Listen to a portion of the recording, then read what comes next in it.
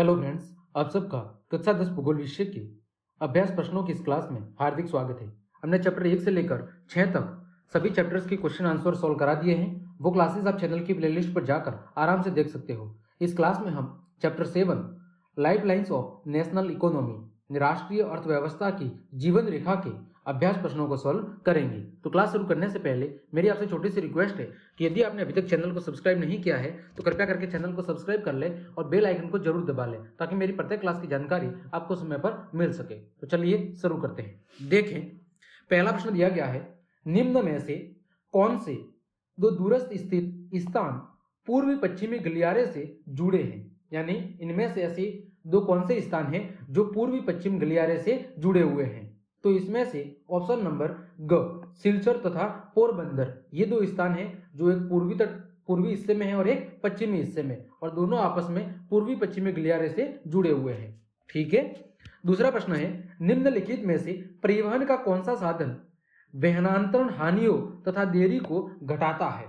इनमें से ऐसा कौन सा साधन है जो परिवहन का सबसे उत्तम साधन कहा जा सकता है? तो वो कौन सा है? रेल परिवहन है। कौन है? रेल परिवहन। फिर निम्नलिखित में से कौन सा राज्य हजीरा विजयपुर जगदीशपुर पाइपलाइन से नहीं जुड़ा हुआ है? हजीरा विजयपुर जगदीशपुर पाइपलाइन से नहीं जुड़ा हुआ है, तो वो कौन सा राज्य है? महाराष्ट्र है। फिर इनमें से कौन सा पतन पूर्वी तट पर स्थित है? पतन का मतलब एक तरह का बंदरगाह, जो अंतःस्थलीय तथा अधिकतम गहराई का पतन है तथा पूर्ण रूप से क्या है? सुरक्षित है। तो वो कौन सा है? वो हो जाएगा आपका पारादीप। क्या हो जाएगा? पारादीप। सॉरी, विशाखापट्टनम। ठीक है, गलती से हो गया। कौन सा है? विशाखापट्टनम है। अगला पांचवा है, निम्न में से कौन सा परिवहन साधन भारत में प्रमुख साधन है? यानी परिवहन का सबसे प्रमुख साधन है, वो कौन सा है? रेल परिवहन है। अगला, निम्न में से कौन सा शब्द दो या अधिक देशों के व्यापार को दर्शाता है? दो या दो से अधिक देशों के बीच व्यापार को तुम क्या कहते हैं? उसे अंतरराष्ट्रीय व्यापार कहते हैं। ठीक है, चलिए आगे बढ़ते हैं। निम्नलिखित प्रश्नों के उत्तर लगभग 30 शब्दों में दीजिए। पहला है, सड़क परिवहन के 3 गुण बताइए। हमें सड़क परिवहन की 3 विशेषताएं बतानी है। तो भारत विश्व के सर्वाधिक सड़क जाल वाले देशों में से एक है, और इसके प्रमुख 3 गुण क्या क्या है? देखें, पहला है, सड़क परिवहन अन्य परिवहन साधनों के उपयोग में एक कड़ी के रूप में क्या करता है? कार्य करता है। जैसे सड़कें रेलवे स्टेशन वायु व समुद्री पत्तों को क्या करती है? जोड़ती है। तो ये अन्य प्रकार के जो परिवहन के साधन हैं उनके बीच में एक चेन या कड़ी का काम करता है। दूसरा, सड़कों की निर्माण लागत क्या होती है? कम होती है, और इन्हें उबड़ खाबड़ भूभागों पर भी आसानी से बनाया जा सकता है। तीसरा, यह घर घर सेवाएं उपलब्ध कराता है तथा सामान चढ़ाने व उतारने की लागत भी अपेक्षाकृत क्या होती है? कम होती है। तो ये क्या है? ये सड़क परिवहन के 3 विशेषताएं है। अगला, रेल परिवहन कहां पर अत्यधिक सुविधाजनक परिवहन साधन है तथा क्यों? यानी रेल परिवहन किन क्षेत्रों में अधिक सुविधाजनक परिवहन का साधन है और क्यों, इसका हमें कारण बताना है। तो भारत में रेल परिवहन चाहे वस्तुओं की बात हो या यात्रियों की बात हो, दोनों के परिवहन का क्या है? एक प्रमुख साधन है। रेल परिवहन अनेक कार्यों में सहायक है, जैसे व्यापार हो, चाहे भ्रमण हो, चाहे तीर्थ यात्राएं हो, या लंबी दूरी तक क्या करना हो? सामान का परिवहन करना हो, रेल परिवहन इन सभी के लिए उचित है। भारत के उत्तरी मैदानों में रेल परिवहन अत्यधिक सुविधाजनक परिवहन है। क्यों? क्योंकि वहां पर विस्तृत समतल भूमि है, सघन जनसंख्या है, और साथ ही संपन्न कृषि और प्रचुर संसाधनों के कारण रेल परिवहन के विकास और वृद्धि दोनों में ये सभी कारक क्या है? महत्वपूर्ण रूप से सहायक है। अतः भारत के उत्तरी मैदान में रेल परिवहन क्या है? सबसे सुविधाजनक है। ठीक है, आगे बढ़ते हैं। सीमांत सड़कों का महत्व बताइए। हमें सीमांत सड़कों का महत्व बताना है। तो भारत के सीमांत क्षेत्रों में सड़कों के निर्माण व देखरेख का कार्य सीमा सड़क संगठन करता है। कौन करता है? सीमा सड़क संगठन। यह उत्तरी पूर्वी क्षेत्रों में सामरिक महत्व की सड़कों का विकास करता है, और इन सड़कों का महत्व कुछ इस प्रकार है। देखें, पहला महत्व है सीमांत सड़कों का। ये सड़कें सीमावर्ती क्षेत्रों में रहने वाले लोगों, विशेषकर चौकियों की रखवाली करने वाले सैनिकों की प्रतिदिन की आवश्यकताओं को पूरा करने में बड़ी सहायक सिद्ध होती है। दूसरा, युद्ध के समय इन्हीं सड़कों से फौजियों को लड़ाई का सामान, खाद्य सामग्री और अन्य सहायता समय पर पहुंचाई जाती है। तीसरा महत्व, इन सड़कों से दुर्गम क्षेत्रों में भी आना जाना क्या हुआ है, सरल हुआ है। और चौथा, ये सड़कें इन क्षेत्रों के आर्थिक विकास में भी क्या हुई है, सहायक साबित हुई है। तो ये सीमांत सड़कों के कुछ महत्व है। अगला, व्यापार से आप क्या समझते हैं? स्थानीय व अंतर्राष्ट्रीय व्यापार में अंतर बताइए। तो देखो, व्यापार का मतलब क्या है कि राज्यों व देशों के बीच में विभिन्न वस्तुओं का आदान प्रदान करना क्या कहलाता है, व्यापार कहलाता है। और अंतर्राष्ट्रीय और स्थानीय व्यापार में क्या अंतर है वो देखो। सबसे पहले बात करते हैं अंतर्राष्ट्रीय व्यापार की। तो दो देशों के मध्य विभिन्न वस्तुओं का आदान प्रदान क्या कहलाता है, अंतर्राष्ट्रीय व्यापार कहलाता है। यह समुद्री मार्ग के जरिए, हवाई व स्थलीय मार्गों द्वारा हो सकता है।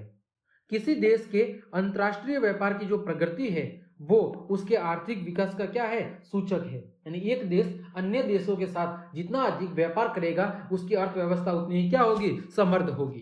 वही बात करें स्थानीय, जैसा कि नाम से पता चल रहा है कि जब एक देश के अंदर ही विभिन्न वस्तुओं का आदान प्रदान किया जाता है तो उसे स्थानीय व्यापार कहा जाता है। स्थानीय व्यापार देश में स्थित शहरों, कस्बों और गांवों में होता है। ये दोनों के बीच में अंतर है।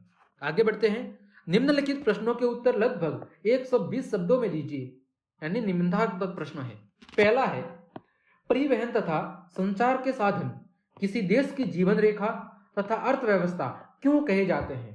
प्रश्न है कि परिवहन और संचार व्यवस्था को किसी देश की जीवन रेखा तथा अर्थव्यवस्था क्यों कहा जाता है?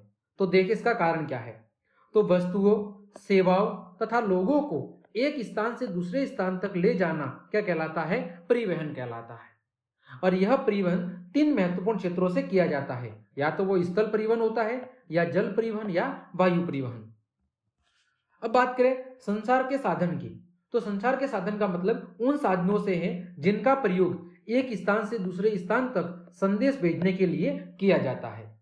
और ये दोनों ही, चाहे वो संचार के साधन हो या परिवहन के साधन हो, इन दोनों को देश की जीवन रेखा कहा जाता है। क्यों? इसके कुछ कारण हैं। देखो, पहला, एक देश के विकास की गति वस्तुओं और सेवाओं के उत्पादन के साथ साथ उनके एक स्थान से दूसरे स्थान तक वहन की सुविधा पर भी क्या करती है, निर्भर करती है ना। भले उत्पादन कितना ही हो रहा, लेकिन अगर उसका सही समय पर परिवहन नहीं हो रहा, एक स्थान से दूसरे स्थान पर उसको समय पर नहीं पहुंचाया जा रहा जहां पर इसकी आवश्यकता है, तो ऐसी स्थिति में उस उत्पादन का ज्यादा महत्व नहीं होगा। इसीलिए सक्षम परिवहन के साधन तीव्र विकास हेतु पूर्व क्या है, अपेक्षित है। यानी अगर आप तेजी से विकास करना चाहते हो तो ऐसी स्थिति में संचार के साधनों की एक महत्वपूर्ण भूमिका है। भारत अपने विशाल आकार, विविधताओं, भाषाई और सामाजिक व सांस्कृतिक बहुलताओं के बावजूद संसार के सभी क्षेत्रों से सुचारू रूप से क्या हुआ है, जुड़ा हुआ है। और इसका कारण क्या है, अच्छा परिवहन और संचार सुविधा है। अगला, सक्षम और तीव्र गति वाले परिवहन से आज संसार एक बड़े गांव के रूप में क्या हो गया है, परिवर्तित हो गया है। और परिवहन का यह विकास संसार साधनों के विकास की सहायता से ही क्या हुआ है, संभव हो सका है। यानी आज पूरा विश्व क्या हुआ है, एक परिवार या एक गांव की तरह बनकर सिमट गया है। युद्ध के समय इन साधनों का महत्व और बहुत बढ़ जाता है। इनके द्वारा सारा देश रक्षा सेनाओं की सहायता में कटिबद्ध हो जाता है। हथियारों, गोला बारूद, रसद पहुंचाने का काम भी आसानी से हो जाता है। यानी आपदाओं के समय भी ये काम आते हैं। अतः हम कह सकते हैं कि आधुनिक संसार तथा परिवहन के साधन हमारे देश और इसकी आधुनिक अर्थव्यवस्था को क्या करते हैं, संचालित करते हैं।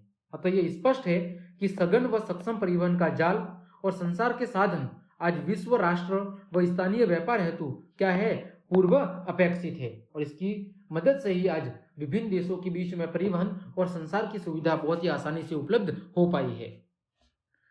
आगे बढ़ते हैं। पिछला 15 वर्षों में अंतर्राष्ट्रीय व्यापार की बदलती प्रवृत्ति पर एक लेख लिखिए। यानी पिछले कुछ वर्षों से जिस तरह अंतर्राष्ट्रीय व्यापार में हमें बदलाव देखने को मिल रहा है, उस बदलाव पर हमें एक निबंध लिखना है या लेख लिखना है। तो दो देशों के मध्य होने वाले व्यापार को क्या कहा जाता है, अंतर्राष्ट्रीय व्यापार कहा जाता है। एक देश के अंतर्राष्ट्रीय व्यापार की जो प्रगति है उसके आर्थिक व्यापार का क्या है, सूचक है। यानी एक देश दूसरे देशों के साथ जितना अधिक व्यापार करेगा उस देश की अर्थव्यवस्था उतनी ही क्या होगी, समृद्ध होगी। इसीलिए इसे राष्ट्र का आर्थिक बैरोमीटर कहा जाता है। क्या कहा जाता है? राष्ट्र का आर्थिक बैरोमीटर कहा जाता है। स्वतंत्रता प्राप्ति के पश्चात औद्योगिक विकास के फलस्वरूप भारत के विदेशी व्यापार में क्या हुई है? लगातार प्रगति हुई है। अंतर्राष्ट्रीय व्यापार में पिछले 15 वर्षों में क्या आया है? भारी बदलाव या परिवर्तन आया है। वस्तुओं के आदान प्रदान की अपेक्षा सूचनाओं, ज्ञान और प्रौद्योगिकी का आदान प्रदान क्या हुआ है? बढ़ा है। भारत अंतर्राष्ट्रीय स्तर पर एक सॉफ्टवेयर महाशक्ति के रूप में उभरा है और सूचना प्रौद्योगिकी के माध्यम से अत्यधिक विदेशी मुद्रा को क्या कर रहा है? अर्जित कर रहा है। विश्व के सभी भौगोलिक प्रदेशों और सभी व्यापारिक खंडों के साथ भारत के व्यापारिक संबंध अब स्थापित है और पिछले कुछ वर्षों से निर्यात वर्दी वाली वस्तुएं जैसे कृषि संबंधित उत्पाद, खनिज, अयस्क, रत्न, जवाहरात, रसायन और संबंधित उत्पाद, इंजीनियरिंग सामान, पेट्रोलियम उत्पाद, इन सभी का अन्य देशों के साथ क्या किया जा रहा है? निर्यात किया जा रहा है, दूसरे देशों को बेचा जा रहा है। जबकि भारत में आयातित वस्तुओं में पेट्रोलियम और पेट्रोलियम उत्पाद, मोती, बहुमूल्य रत्न, अकार्बनिक रसायन, कोयला, कोक, कोयले का गोला मशीनरी आदि शामिल है। यानी ये कुछ वस्तुएं ऐसी है जिनका भारत अन्य देशों से क्या करता है? आयात करता है, यानी खरीदता है। भारी वस्तुओं के आयात में 39.09% की क्या हुई है? वृद्धि हुई है।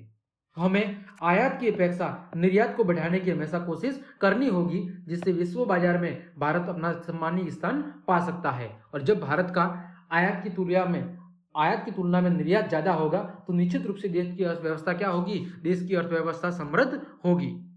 तो इस प्रकार हमने आपके अध्याय 7 के जितने भी अभ्यास के प्रश्न थे उन सभी प्रश्नों को अच्छे से सॉल्व कर लिया है। तो क्लास देखने के लिए आप सभी को धन्यवाद। अगर आपको क्लास पसंद आई है तो फिर लाइक, कमेंट, शेयर और सब्सक्राइब जरूर कर दें। धन्यवाद।